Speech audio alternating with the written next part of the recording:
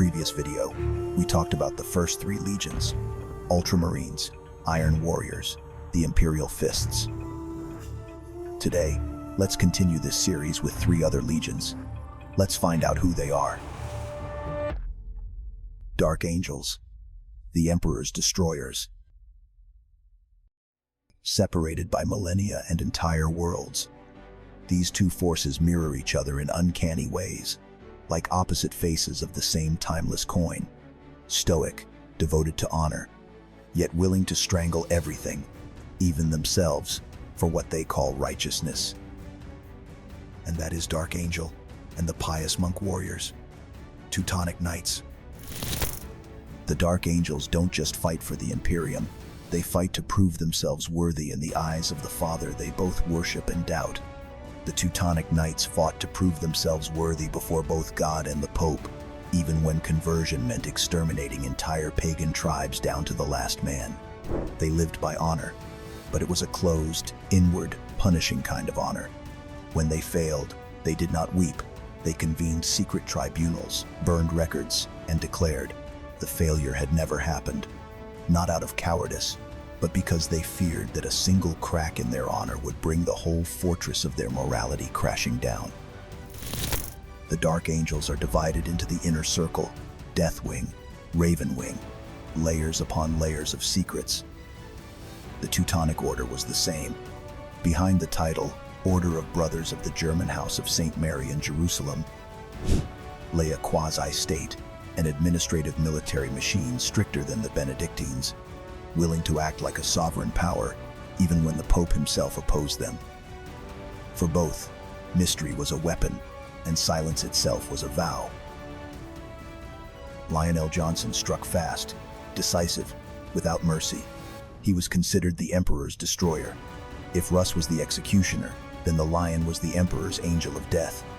His campaigns echoed those of the Teutonic Knights in the Baltic, marching, besieging, annihilating, converting, and raising a fortress upon the ashes. Both were cold and ruthless on the battlefield. Purpose outweighed everything.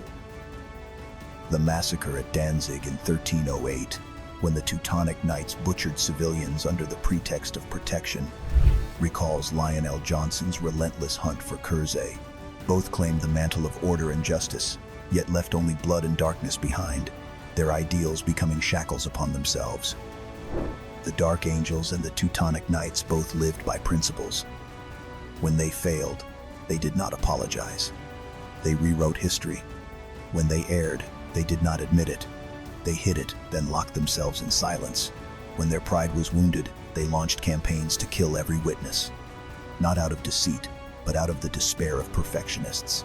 They longed to live by honor so completely that when they stumbled, they chose to burn the past rather than admit they had ever been wrong. Lionel Johnson was not a cold-blooded monster. He was a knight, ruthless but effective, harsh but bound by honor.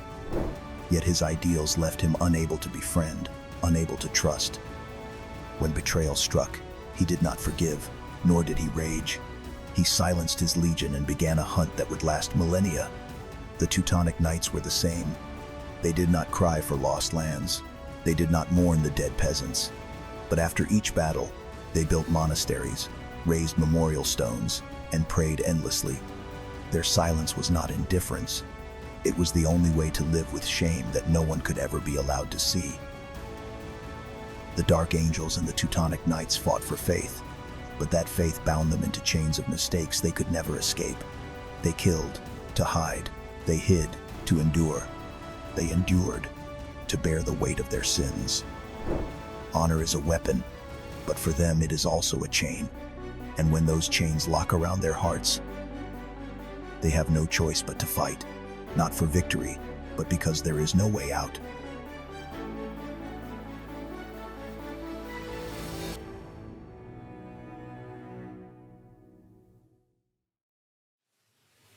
Space Wolves, the wolf warriors of the galaxy.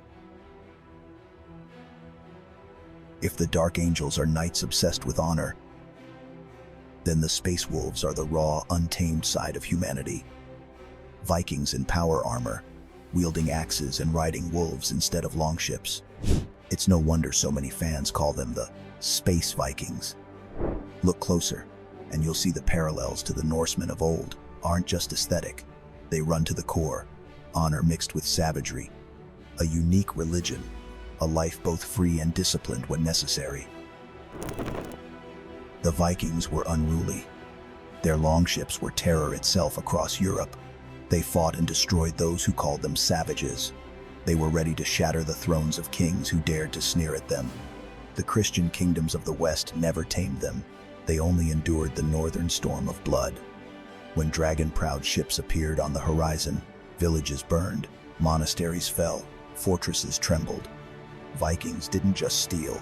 They challenged the entire Christian order of Western Europe, turning crowns and crosses alike into prey before axe and sword.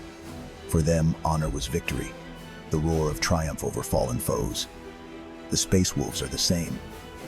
When Guilliman issued the Codex Astartes to break the legions into chapters after the Horus Heresy, Russ and his pack bent the rules. Evaded, twisted them. Even today, the Space Wolves remain the legion most true to their old identity. To them, written law can never outweigh the traditions of Fenris, nor the honor of the packs that have fought together for centuries. This do-it-our-way attitude may sound rebellious, but it's precisely how the Wolves preserved their spirit. They never needed galactic praise, only the certainty that they followed the call of their own hearts. The Norse had the home gang, trial by combat to resolve disputes, a test of honor and strength. The Space Wolves are no different. Quarrels are settled more with fists and axes than words. For both, the duel is not just violence. It's ritual honor, proof of worth, and the glue of community. The Norse worshipped Odin, Thor, Freya, gods who were glorious but harsh. Far removed from the forgiving Christian god Rome had spread, they clung to their beliefs even as the rest of Europe converted. The Space Wolves, too, resist imposed faith. To them, the Emperor is no god. He is father, leader, greatest warrior, but never a figure to kneel before. On Fenris, runes are carved, sacrifices made, spirits and wolf souls honored. That local faith makes the wolves a thorn in the Inquisition's side, but do they care? Not a bit. When the Inquisition demanded extermination of tainted civilians, the wolves famously defied them, standing against even the Grey Knights to protect innocents. To many chapters, that was rebellion. To the wolves, it was protecting their tribe, and every civilian in that tribe deserved to live. To outsiders, the wolves look barbaric, wild, undisciplined, just as Vikings once did. But that's a mistake. In truth, their structure is precise, just not by the Codex. Each great company is like a clan, its own heraldry, its own leader, its own way of war. Like Viking clans, they live by unwritten laws every son of Fenris knows instinctively. Not chaos, but freedom within the pack. The Norse raided, burned, devastated lands, not out of pure bloodlust, but because survival in the icebound north demanded it. Winter killed more than any blade. The Space Wolves are the same. On the battlefield, they become a predator pack, tearing enemies to the last shred. Mercy has no place above survival of the tribe. And here lies the paradox. In their savagery lives a rigid honor, where oaths outweigh life, where protecting one peasant matters more than pleasing the Imperium. The Space Wolves and the Vikings, divided by millennia and galaxies, share the same spirit, tribal honor above all. Never kneel to imposed gods, ruthlessness in defense of what they value. They are not perfect warriors. They are not diplomats. They are not obedient sons of the Imperium. But when the war horns sound, when skies burn red, you will want them at your side.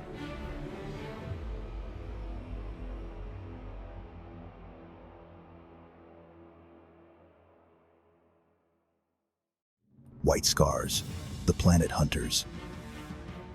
Among the 20 legions, 2 comparisons to real-world empires are beyond debate. The first is the Space Wolves. The second is the White Scars. Some armies build empires with walls. Others build them with storms. Not storms of weather, but storms of hooves, jet engines, and strikes so fast the enemy never realizes half his army is gone.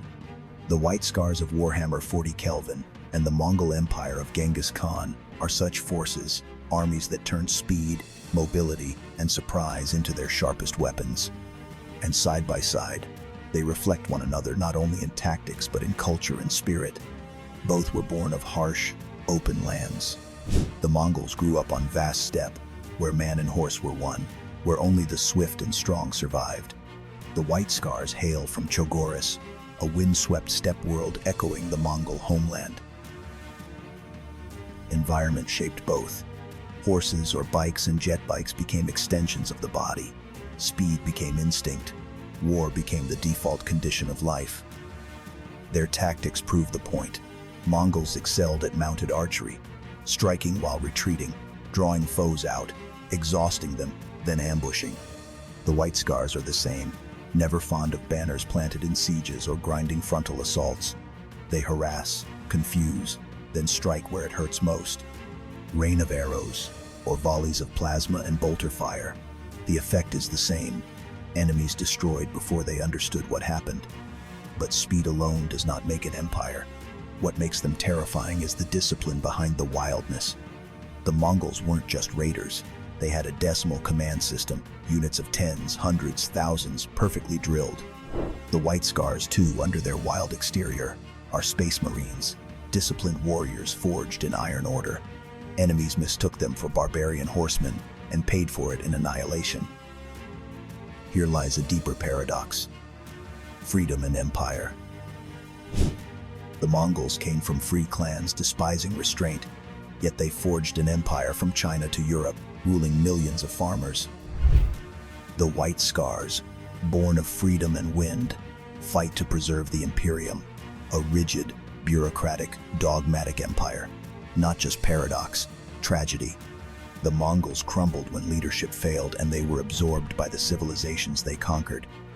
The White Scars, inside the Imperium, are treated as outsiders, eccentric nomads beside ultramarines or imperial fists. Another echo, how others saw them. To medieval Europe, the Mongols were the scourge from the east, savage and unstoppable. To many chapters, the White Scars are tribal throwbacks, crude and uncivilized. But that misjudgment is exactly what lets them win, again and again.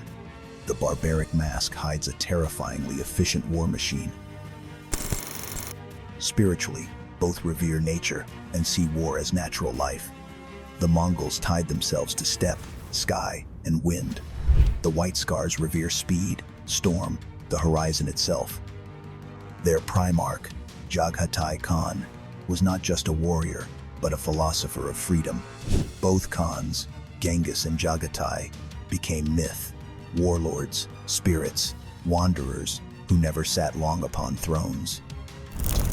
That is the essence of White Scars and the Mongol Empire, the union of freedom and discipline, of storm and empire, of nomad and ruler. They did not build history with walls, they wrote it with speed. And history, sometimes, needs only a single storm to change its course.